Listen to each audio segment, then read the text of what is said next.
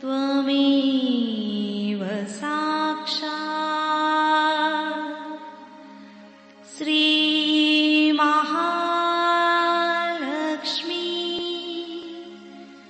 महासरस्वती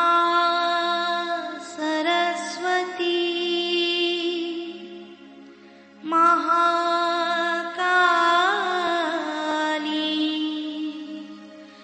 त्रिगुणात्मिका कुण्डलिनी साक्षात् श्री आदिशक्ति माताजी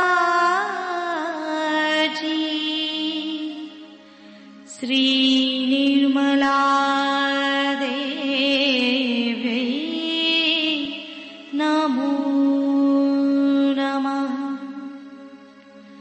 ॐ त्वमेव साक्षात् श्री कल्की साक्षात् श्री आदिशक्ति माताजी श्री निर्मला देव्यै नमो नमः। ॐ त्वमेव साक्षात् श्री कल्की साक्षात् श्री सहस्रार स्वामिनी मोक्ष प्रदायिनी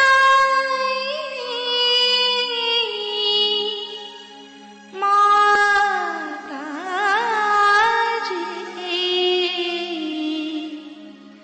श्री निर्मला देव्यै नमो नमः।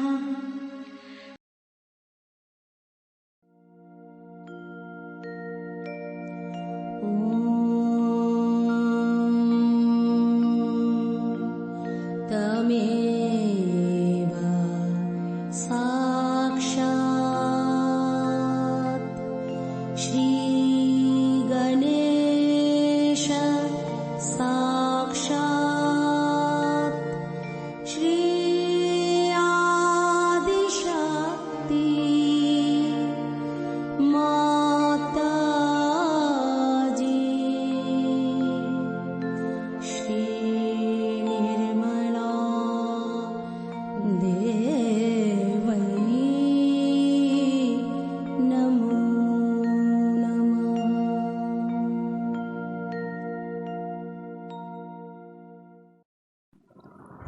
जय श्री माता जी। दोनों हाथ माँ के सामने हृदय में श्री माता जी को नमन करते हुए संपूर्ण चित्त बीचों बीच हृदय में माँ की छवि को निहारते हुए परम पूजनीय श्री माता जी कृपा करके हमारे हृदय में आइए। श्री माता जी हमारे इस हृदय को अपने प्रेम से भर दीजिए। श्री माता जी हम सभी आपसे बहुत प्रेम करते हैं, कृपा करके हम सभी के हृदय में आइए। भ्रांति रूपेण संस्थिता या देवी सर्वभूतेषु भ्रांति रूपेण संस्थिता नमस्तस्यै नमस्तस्यै नमस्तस्यै नमो नमः। श्री माता जी हम सबको क्षमा कर दीजिए, हम सभी अज्ञानी हैं।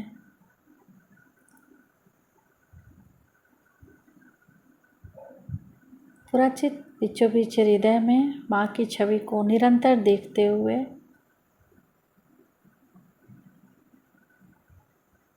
अपने चित्त को सेंटर हार्ट पे क्लॉकवाइज घुमाते हुए 7 टाइम्स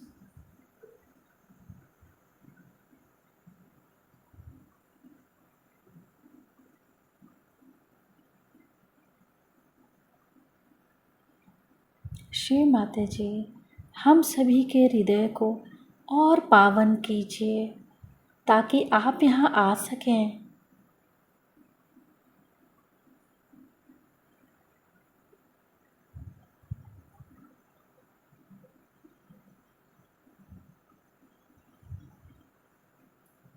धीरे धीरे अपने संपूर्ण चित्त को दोनों हाथों पे, एक एक अंगुलियों पे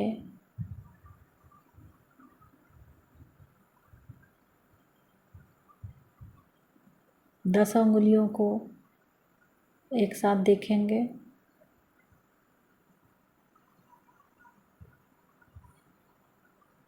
अब अपने चित्त को बाएं नाभि पे, लेफ्ट नाभि,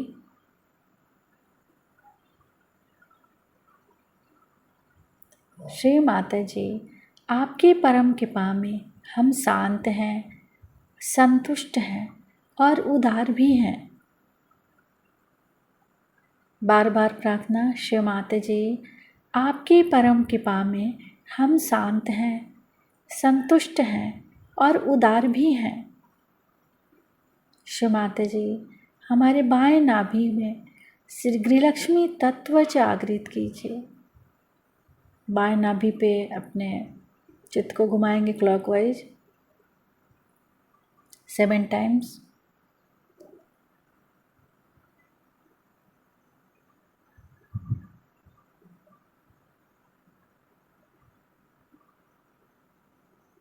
श्री माता जी, हमारे बाएं नाभि में गृहलक्ष्मी तत्व जागृत कीजिए।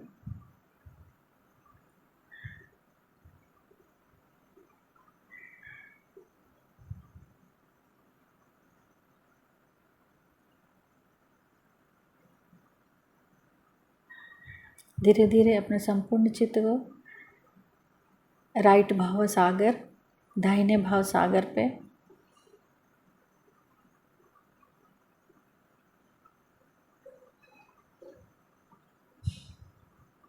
फिर बाएं हृदय, लेफ्ट हृदय पे,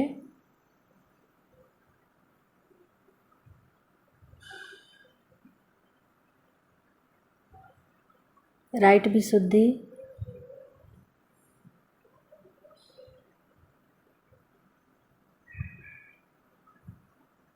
राइट विशुद्धि पर श्री माता जी से प्रार्थना, श्री माता जी, आप ही हमारी वाणी का माधुर्य तथा कर्मों का सौंदर्य हैं। कृपा करके हमारे दाएं विशुद्धि में माधुर्य दीजिए। श्री माता जी, आप ही तो श्री विठ्ठल और रुक्मणी भी हैं। हमारे दाएं विशुद्धि को शांत कीजिए।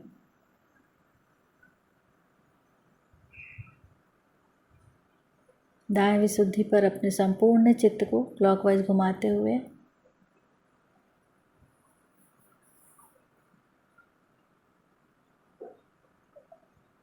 फिर राइट आज्ञा, फिर सहस्त्रार,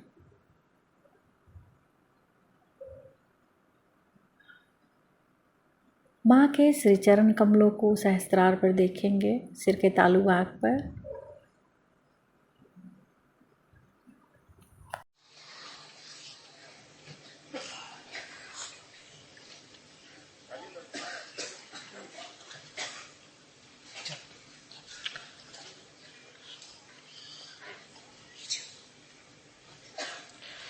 आज का योग बहुत जबरदस्त,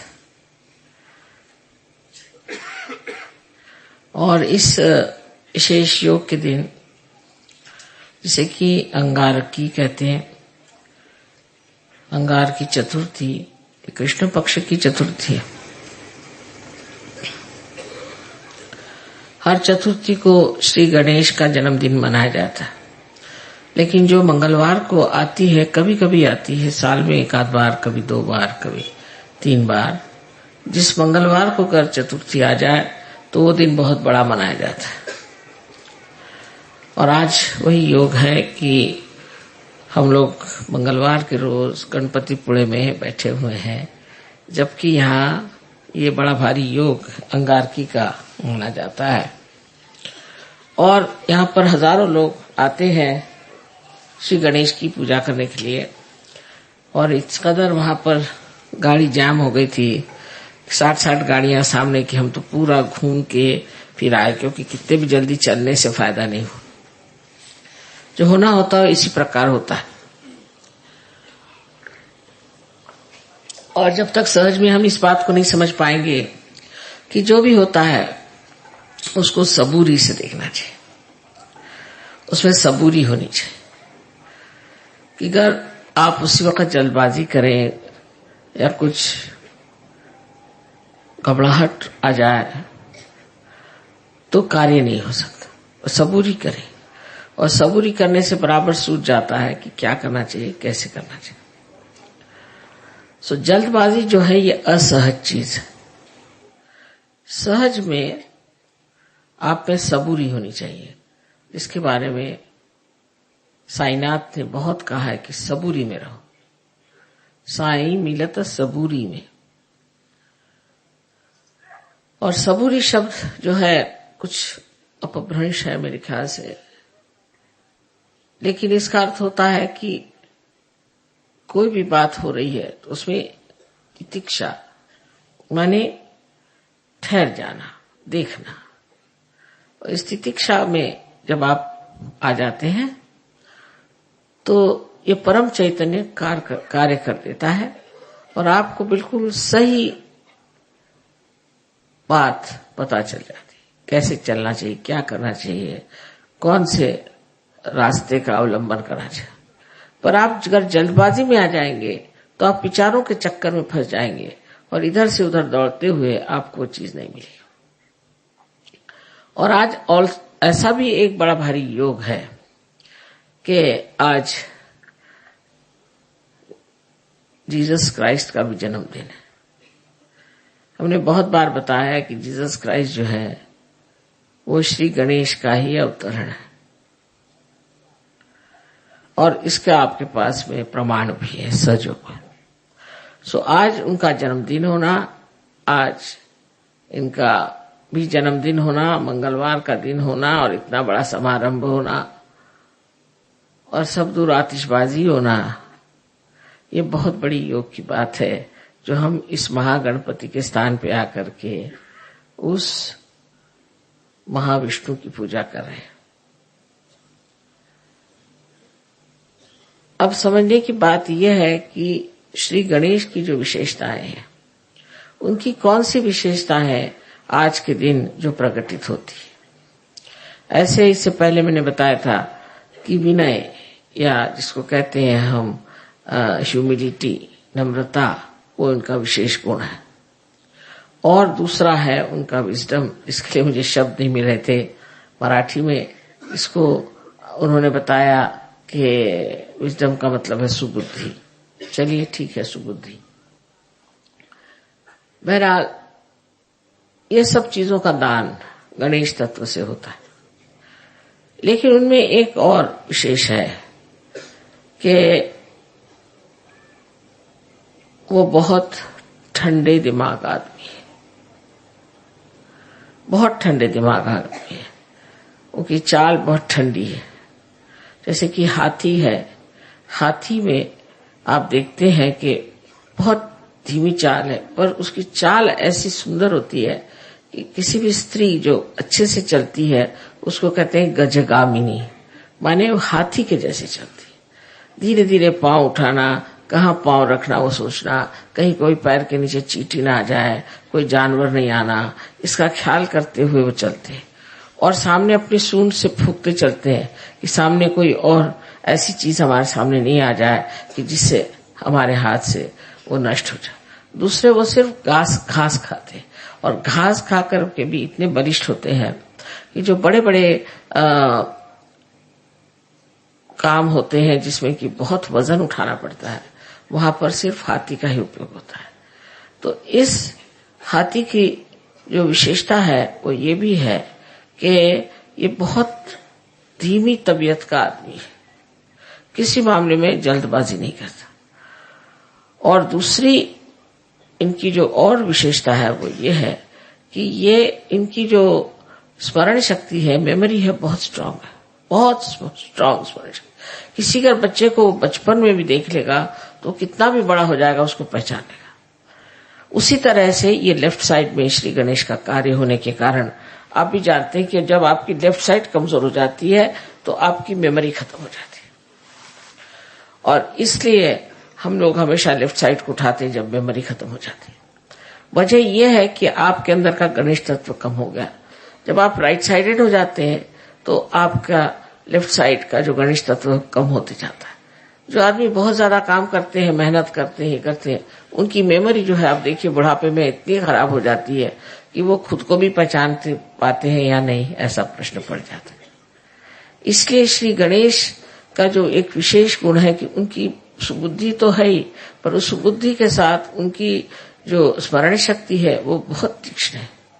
वो हर एक चीज को याद करते हैं और करना ही पड़ता है, क्योंकि कुंडलिनी पर जो कुछ भी निवेदन होता है, जो कुछ भी इम्प्रिंट होता है, जो लिखा जाता है, वो सब कुछ श्री गणेश ही करते हैं। उनके हाथ में एक कलम होती है, उस कलम से वो लिखते हैं। वो कलम भी उन्हीं का एक टूटा हुआ दांत, उससे वो लिख देते हैं कि आप क्या हैं, आपने क्या तकलीफें उठाई, आप क्या परेशानी उठाई, आपकी खोज में आप कहाँ कहाँ गए, क्या क्या गलतियां की, वो सब उसके अंदर वो लिख देते हैं। तो जब वो कुंडलिनी उठने लग जाती है तो जैसे टेप रिकॉर्डर में कोई खराबी हो जाए तो कैसे खड़खड़ाने लगता है, ऐसे ही कुंडलिनी की खड़खड़ाहट आप देखते हैं जब आपके चक्रों पे वो गुजरती है। और इसीलिए आपको पता हो जाता है कि इनके ये चक्र खराब है, उनके चक्र खराब है। इस कदर ये बिल्कुल शास्त्रीय साइंटिफिक चीज है। तो गणेश तत्व के एक ही गुण नहीं है कि अबोधिता रहे और मनुष्य बहुत निष्पाप रहे, इसी से नहीं होता, पर उसका अनेक गुण है। उसमें से एक गुण ये भी है कि आपके अंदर विजडम होना चाहिए, सुबुद्धि होनी चाहिए, ये जानना चाहिए अच्छा क्या है और बुरा क्या है। अब जो आज की अंगारिका जो है, अंगार की जो आज की विशेष चतुर्थी मानी जाती है, ये क्या चीज है? इसमें ऐसा है कि श्री गणेश स्वयं जो है वो अंगार को ठंडा करते हैं। कुंडलिनी भी देखिए तो एक ज्वाला ही है, जैसे कि कुंडलिनी जो है उसकी प्रक्रिया ज्वाला की भांति है, क्योंकि ऐसे तो सब चीज पृथ्वी के तरफ जाती है। आप जानते हैं कि गुरुत्वाकर्षण से, ग्रेविटी से सारी चीजें पृथ्वी की तरफ जाती है, और सिर्फ ये जो ज्वाला है यही ऊपर जाती है। कोई सी भी आग ऊपर की तरफ जाती है और बाकी सब चीजें पृथ्वी की तरफ दौड़ती है।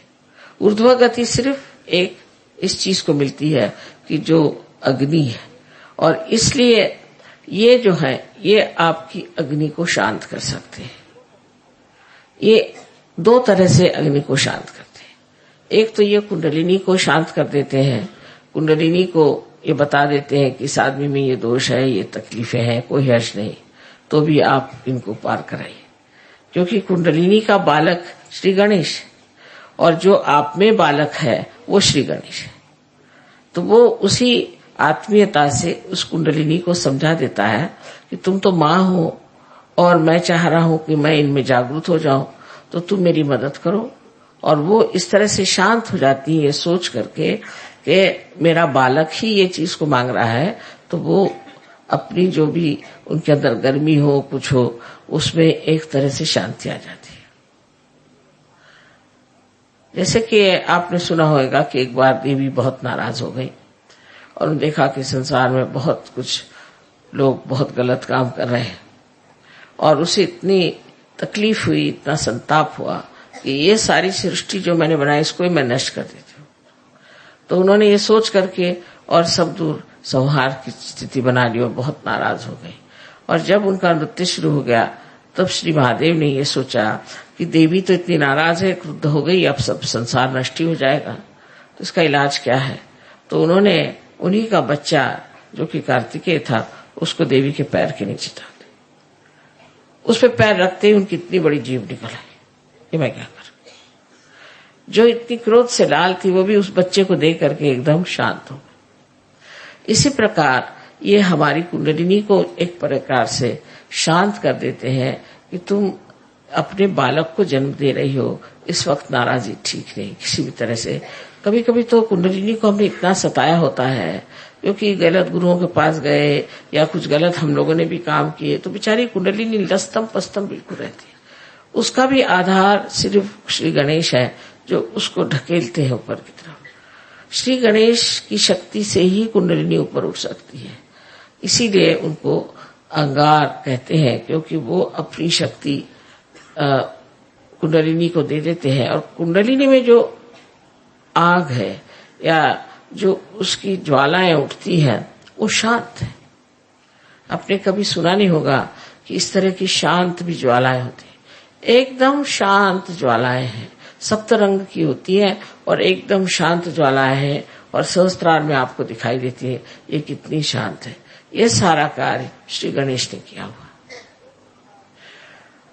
तो एक प्रकार वो आपका भी गुस्सा कम कर सकते हैं।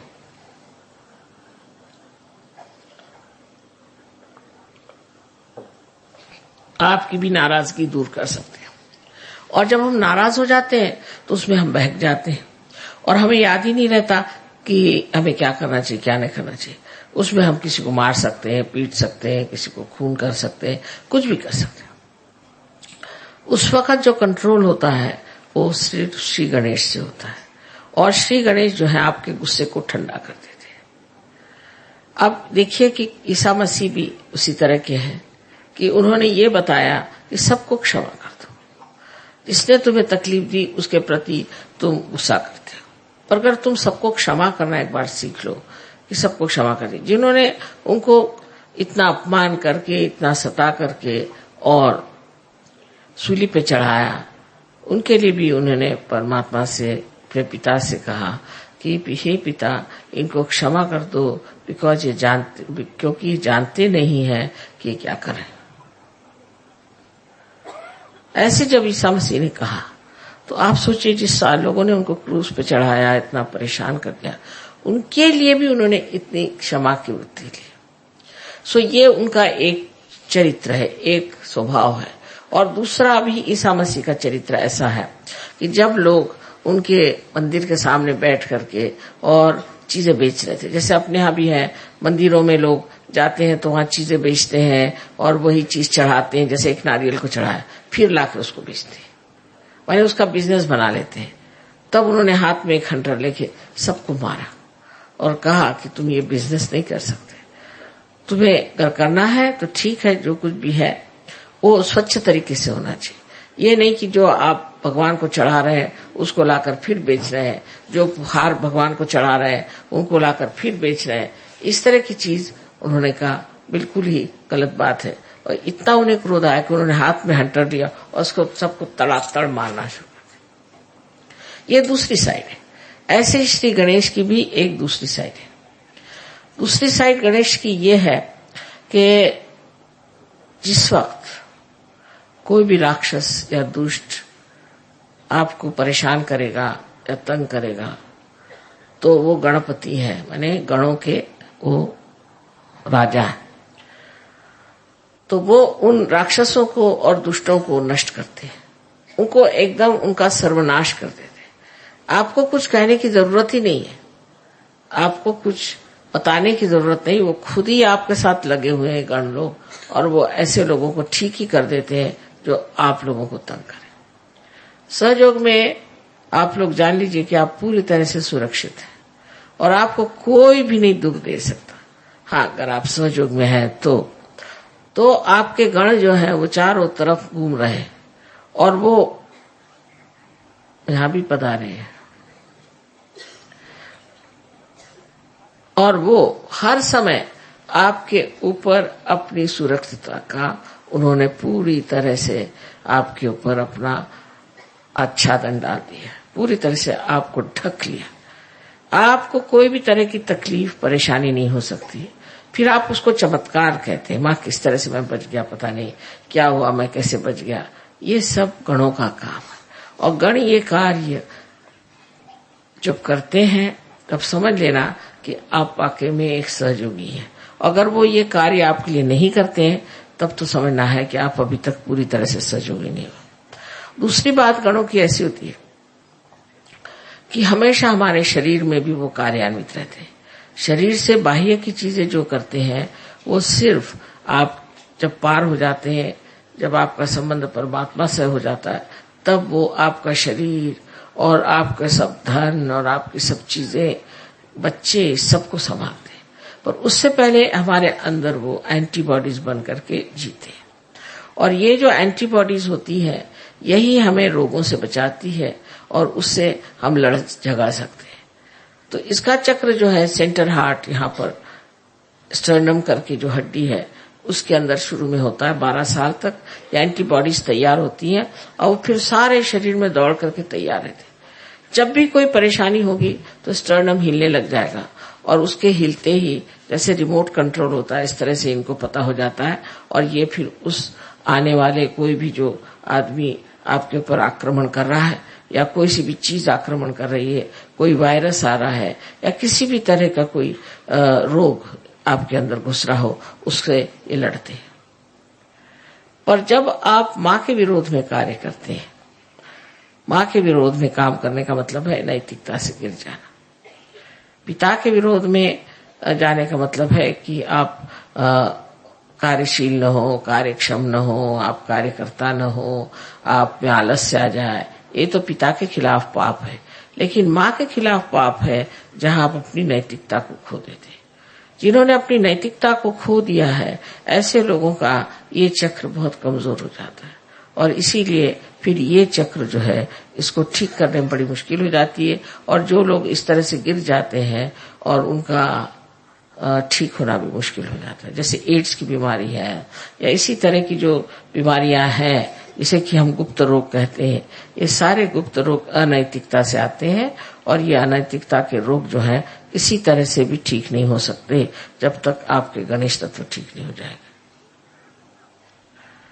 इसलिए समझ लेना चाहिए कि हमें अपने अनैतिकता से अपने सारे व्यक्तित्व को, अपने सारे जीवन को पूरी तरह से आडोलित रखना चाहिए। पूरी समय उसमें पवित्रता में डूबे रहना चाहिए। ये जो पवित्रता है उसके बारे में ईसा मसीह ने बहुत बढ़कर बात कही है, क्योंकि आज्ञा चक्र पे उनका स्थान है। इसलिए उन्होंने आज्ञा चक्र पे बहुत बड़ी बात कही और वो ये कहा कि तुम्हारे आंखों में भी कोई भी अपवित्रता नहीं होनी चाहिए। Thou shalt not have adulterous eyes। आंखें भी ऐसी हो, वो भी निर्मल होनी चाहिए, क्योंकि आंखें निर्मल नहीं है तो ईसा मसीह वहां नहीं है। लेकिन देखिए परदेश में हम देखते हैं कि हर एक ईसा को मानने वाले लोग सबकी आंखें बहुत खराब है। इस औरत की तरफ देख, उस औरत की तरफ देख, उस तरफ देख, फिर औरतें भी ऐसी आदमियों की तरफ देख, उनकी आंख ऐसी चलती रहती, कभी आंख स्टेडी नहीं रहती। और फिर एक बार ये चल जाए तो ये नेगेटिविटी होती है, भूत है, आंखों से चलते हैं और एक पे जाएंगे फिर दूसरे पे जाएंगे। उसका कोई खेल ऐसा है कि उस खेल में कोई मजा तो नहीं आता, पर वो खेल ही अपने आप ही चलते रहता है और आदमी इसी में पागल हो जाता है। तो ईसा मसीह ने भी पवित्रता की अति सूक्ष्म बात कह दी कि तेरी आंख भी अपवित्र नहीं होनी चाहिए। किसी की और तेरी आंख से भी तुम अपवित्रता के भावना से न देखो। ये बात उन्होंने कही, जैसे कि ये पवित्रता का ही पूरा स्रोत है, इसलिए उन्होंने पवित्रता की बात की। ईसा मसीह ने ज्यादातर पवित्रता की ही बात की है। जहां जहां बात की है वो ज्यादातर कि आप अपने को कैसे पवित्र रख सकते हैं और कैसे आप नैतिकता के बल पर खड़े हो सकते हैं। सो सहयोग में, सहज में सब होता है जब आप गणेश जी को पूर्ण तरह से वर्ण करते हैं और गणेश जी को मानते हैं कि ये शक्ति हमारे अंदर आ जाए। ऐसे तो हर एक चक्र पे गणेश का स्थान है और मैं हमेशा कहती हूँ कि हर एक चक्र पे एक वाइस चांसलर बैठे हुए हैं, चांसलर साहब बैठे हैं, जब तक ये सर्टिफिकेट नहीं देंगे तब तक कुंडलिनी चढ़ेगी नहीं, और हर चक्र पे ये काम करते। तो आज के इस योग की मैंने बात बताई कि उनका जो दूसरा स्वभाव है कि जो अंगार है, उस अंगार को वो अंगार से भी ठंडा कर सकते, वो पूरी तरह से कर सकते। जैसे कि आपने देखा है जिस वक्त में रावण ने श्री राम के विरोध में बात की तो लंका में आग लग गई। तो आपके जो हनुमान जी हैं वो भी मंगलवार ही की उनकी पैदाइश है, और वो उनके पास नवधा शक्तियां हैं, उसके साथ ये दोनों ही मिलकर के ऐसे काम करते हैं। और विशेषकर मनुष्य के अंदर का क्रोध हो तो उस क्रोध को कैसे शांत करना चाहिए ये श्री गणेश जानते हैं, और वो फिर इस तरह से उस पर युक्तियां करते हैं, उस पर ऐसे ट्रिक्स करते हैं कि वो आदमी एकदम हताश होकर के और फिर मान जाता है कि मैंने जो किया वो गलत किया, मुझे ऐसा नहीं करना चाहिए। तो जो गर्म तबीयत के लोग होते हैं उनको भी ये ठीक कर सकते हैं, और इसीलिए इस दिन जब मंगलवार किसी पे अगर मंगली हो तो उसको कहते हैं कि तुम कोरल का जो पत्थर होता है जिसे मूंगा कहते हैं वो पहनिए, वो भी गर्म होता है। मूंगे का पत्थर पहने गर्मी से गर्मी मारी जाती है। वैसे भी आप देखिए कि जितने भी गर्म देश है वहां लोग मिर्चा बहुत ज्यादा खाते हैं। कहीं भी जाइए आप, अगर आप इंडिया में जाइए तो है ही साउथ इंडिया का खाना इतना मिर्चे वाला होता है कि आप खा ही नहीं सकते। और अगर आप और जगह जाइए, चाइना में भी जो साउथ का चाइना है जैसे कैंटोन वगैरह, वहाँ बिल्कुल बहुत मिर्ची खाना होता है। इसी प्रकार आप इटली में भी जो साउथ है या फ्रांस में साउथ है वहाँ लोग बहुत मिर्चा खाते हैं। क्यों खाते हैं? क्योंकि मिर्चे से मिर्च मिटती है, गर्मी से गर्मी चली जाती है, इसलिए वो मिर्चा खाते हैं जिससे खूब पसीना आए और उनको ठंडक बनी रहे। इसी प्रकार श्री गणेश भी अपनी गर्मी से आपकी गर्मी ठीक करते हैं। आपके अंदर अगर कोई अहंकार हो जाए तो इस तरह से वो आपको दिखा देते हैं अपना प्रताप कि उससे फिर आप खुद ही ठंडे हो जाते हैं।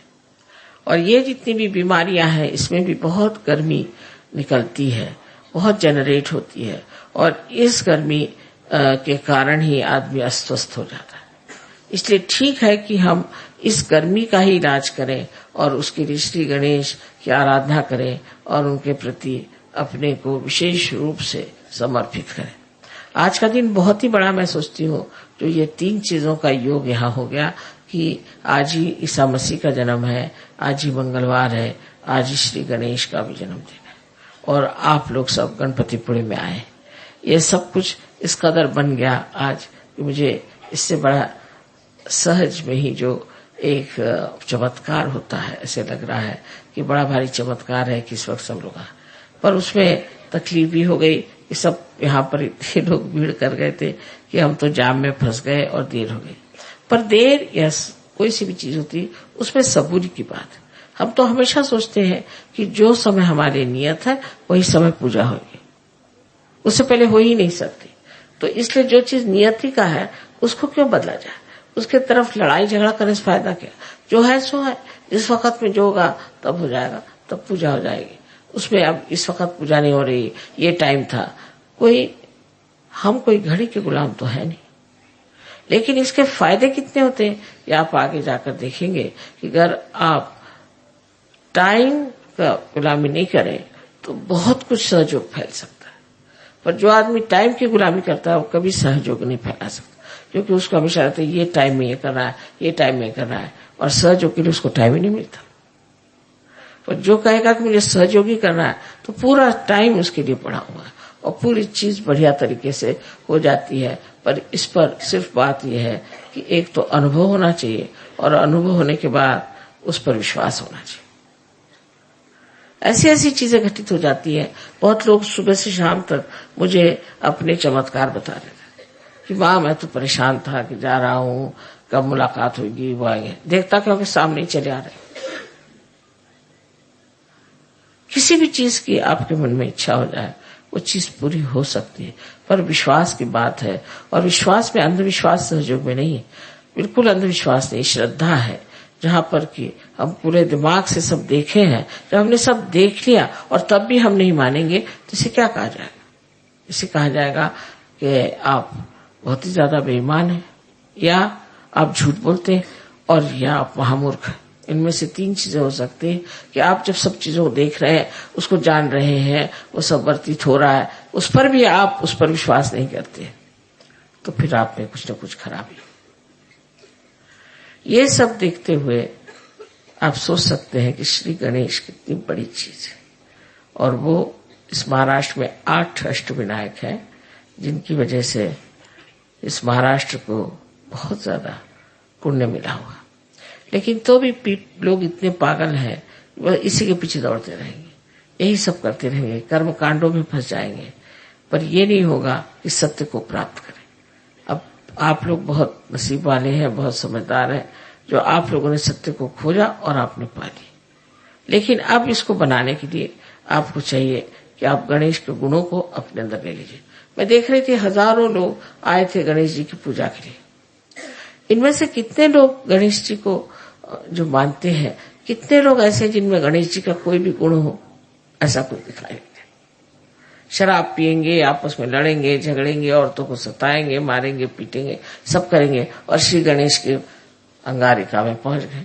अरे आप जब इतनी बड़ी अंगार है तो आप काहे को आए हैं? इसका कोई विचार ही नहीं करता कि हम किसी चीज में विश्वास करते हैं तो उसके गुण हमारे अंदर कितने हैं। हाँ, हमें उन पर बड़ा विश्वास है, हम तो इनकी पूजा करते हैं, हम उनकी पूजा करते हैं। अच्छा, पर तुम्हारे अंदर उसके कौन से गुण है? ऐसे कोई सोचता है? लेकिन सच्चाई तो ये है कि अगर आप किसी को मानते हैं तो उनके गुण भी आपके अंदर आने चाहिए, और जब तक ये गुण आपके अंदर नहीं आते तब आपका मानना न मानना बराबर है, उसका कोई फर्क ही नहीं पड़ने वाला। आज हम श्री गणेश की पूजा करने वाले हैं, और श्री गणेश और गौरी की पूजा होगी, और इसमें यही जान लेना चाहिए कि गौरी एक कुंडलिनी ही है, महाकुंडलिनी महागौरी है। और इसका कार्य यह है कि अपने बच्चे को जो बहुत सालों से खोज रहा है उसको आत्म साक्षात्कार प्राप्त कराए, उसका पुनर्जन्म करे। ये इस महागौरी का कार्य है जो आप सबके अंदर उपस्थित है। इसलिए आज हम सिर्फ गणेश जी और गौरी जी की पूजा करेंगे, और बाद में देवी की पूजा होगी। सबको अनंत आशीर्वाद।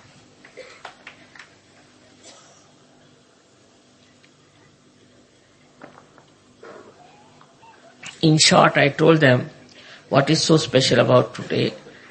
Tonight is the time when this is Tuesday. On Tuesday, Shri Ganesha was born. So they celebrate every fourth day of the moon as the Shri Ganesha's birthday, because of one on the 4th. But when this 4th falls on a Tuesday, then they think it's a tremendous yoga, because on Tuesday he was born. On Tuesday, this 4th of the day of the month has come. So they just try to worship it as something special day. Now I also told them what is the quality of Shri Ganesha, which we see in Christ, and as Christ is the incarnation of Shri Ganesha. Today remarkable thing is that the 3rd yoga is that today is the birthday of Christ.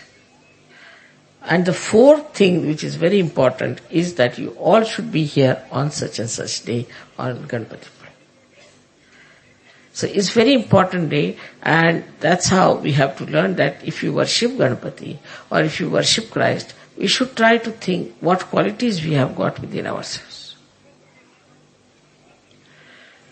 Now regarding Jesus Christ, you know him very well, that he always talked of morality, always talked of holiness, of auspiciousness. And all these things, you see, the holiness and the complete cleanliness within your being is to such an extent that he said that thou shalt not have adulterous eyes. So Sri Ganesha also was against the adultery. Any kind of adultery he was against, and that's why those people who indulge into adulterous life suffer very badly. It's rather difficult to cure them. All these diseases which are incurable of Ganesha's problems are really difficult because here you have insulted Sri Ganesha, and that's why he gets angry with you. Now his style is of two types. One is by which he soothes you down, he soothes your kundalini, and the second one is where he really gets angry with you and tries to punish you. These two qualities here. So one has to be very careful when you are dealing with your morality. The morality should be a part and parcel of your being. That you should be proud that you are moral and that you should try to lead a very moral life without torturing anybody, without troubling anybody. In Sahaja Yoga, I hope it is all very clear-cut that we have to lead a very, very moral life. Of course, all my lecture can be translated later, and I hope you will be able to enjoy it. But this is the best part of it, that today we have the birthday of Christ, the birthday of Sri Ganesha, and also on such a date which is so well worshipped and regarded as something important in India. May God bless you.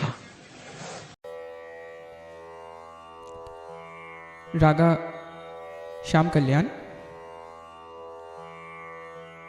Please put your attention on Muladhara Chakra. Let me tell you something about Raga Sham Kalyan. I find out a very close relation between human emotions and classical ragas. Innocency, the most important emotion and part of human life. Very hard to achieve but very easy to enjoy. Rag Sham Kalyan. Very tough to perform but very peaceful to listen. Let's enjoy Rag Sham Kalyan.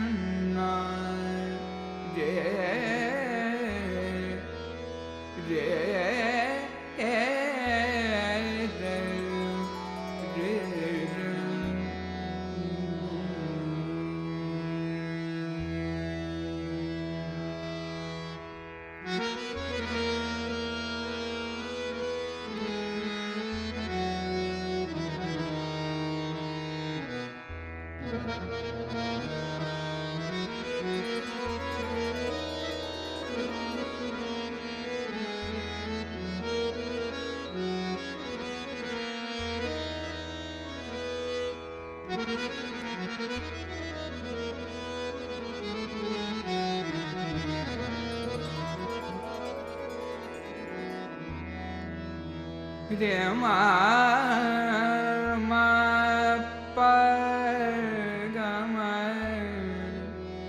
pa re ma pa da re da da ba da ma ba ga ma re re ma pa da re da da ba da ma ba ga ma re re ma re sa ne pa pa sa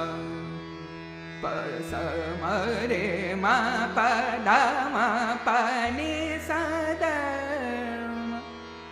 re ma pa da re da ma re ma pa da re da re ma re pa ga ma re ma pa re ma pa da re da da ba da ma ba ba da ma da ba da ma pa da ma pa ga ma re re sa re ma pa ga ma re re sa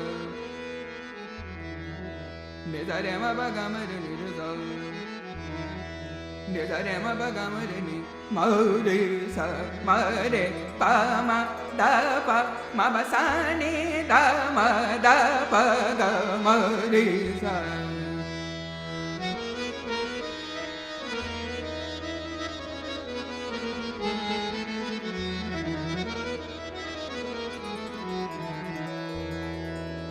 re re ma ma re re pa ma pa ba ma ba da ma ba re ma ba da re da ba da ma ba ga ma re re sa re re re ma ma re re ma ma re re ma ma re re ma ma ba ba ma ba ba ba re re ma re re ma ma re re ma ma re re ma ma re re ma ma re re sa re ma re pa ma pa da ba da ma ba re ma pa da ma pa da ma da pa ni da ni pa da ma da da ma pa ma ga ma re re ma pa sa ni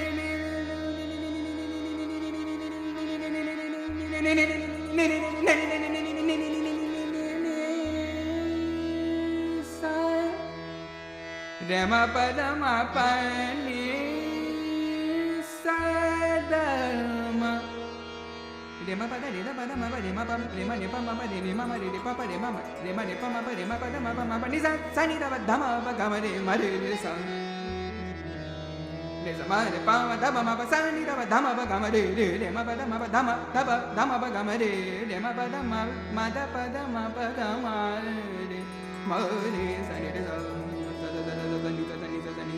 sa ni re ma re re ma re re ma re ma re ma re ma re ma re re ma re re ma re ma re ma re ma re ma re ma re ma ma pa re ma pa da ma pa re ma pa da pa da ma pa ma da pa da ma pa ma da pa da ma pa ma ni da ni pa da ma pa ma da pa da ma pa ma ni da ni pa da ma pa pa ma da pa da ma pa re ma pa da ma pa ma sa ni da ma pa ga ma re sa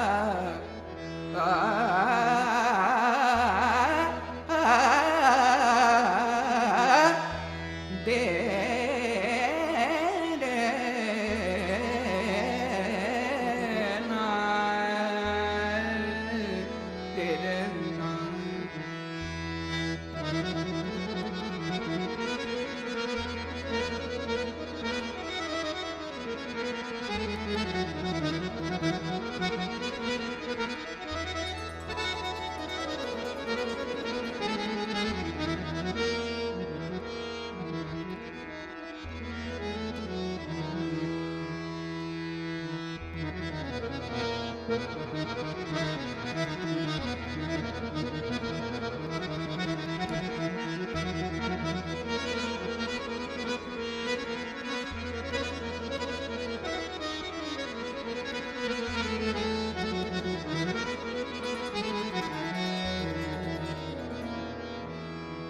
मा मा पा पा मा पा पा मा पा पा मा पा पा रे रे रे मा मा मा रे रे पा पा पा रे रे रे मा रे रे पा पा पा रे रे मा रे पा पा रे मा रे पा मा पा पा मा पा पा मा रे पा रे पा रे मा पा पा मा रे पा रे मा पा रे मा पा सा नि नि नि नि नि नि नि नि नि नि नि नि नि नि नि नि नि नि नि पानी नि पानी नि सा नि पानी नि सा नि पानी नि सा नि पानी नि दे नि पानी नि सा नि दे नि सा नि पानी नि पानी नि सा पानी नि मा दा पदा दा मा पा पा रे मा पदा पा रे मा पदा पा रे मा पदा पा सा नि दा दा मा पा गा मा रे सा रे मा पदा पा रे मा पदा पा रे मा पदा पा सा नि दा दा मा पा गा मा रे सा रे मा पदा पा रे मा पदा पा रे मा पदा पा सा नि दा दा मा पा गा मा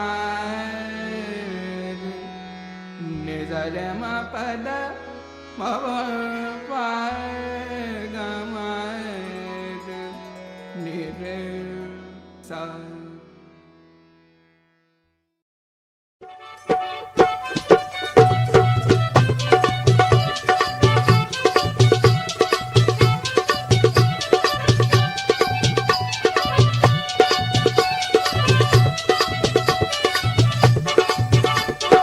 चलो मम्मी चलो पापा चलो मम्मी चलो पापा चलो मम्मी चलो एक ही बार ले चलो हमें निर्मल